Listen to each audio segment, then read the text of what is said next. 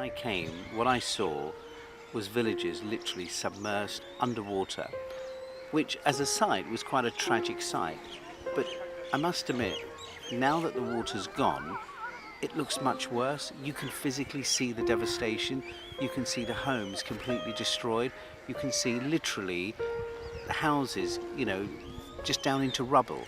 And what I found absolutely fascinating is people have actually come back.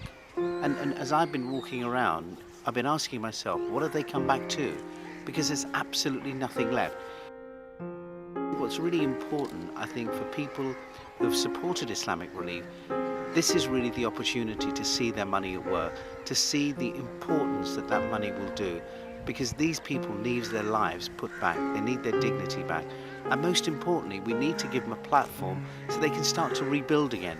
And what I'm seeing right now, and I must admit I've been quite encouraged, because in certain villages that I visited, you're starting to see the foundations go down, you're starting to see the trenches being built, and actually visibility of something actually happening. And one of the reasons I'm here is exactly for that reason, to find out what has actually happened to all that money that was raised.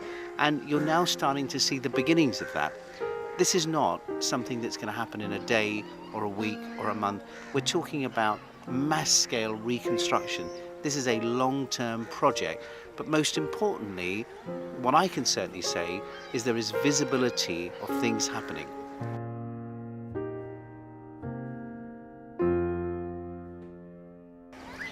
When I made the announcement in the United Kingdom that it was my mission to build a village, what was important to me was to build something that I could deliver.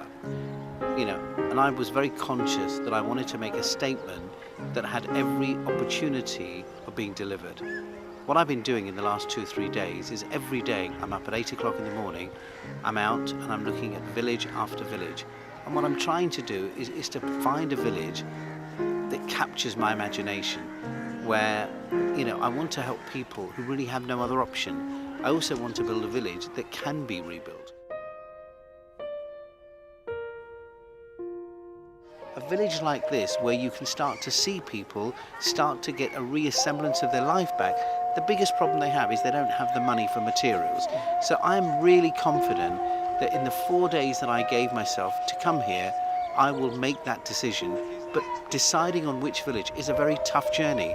Every time you arrive in a village, you see the devastation in people's faces. You see young children have lost, their parents, or there's no school anymore. And everybody keeps saying to me, how will you decide from one to another? And ultimately, I think it's up to the good Lord. Whatever decision I make, my objective is I want to give back to, the life to at least 1,000 people, which is what my objective is.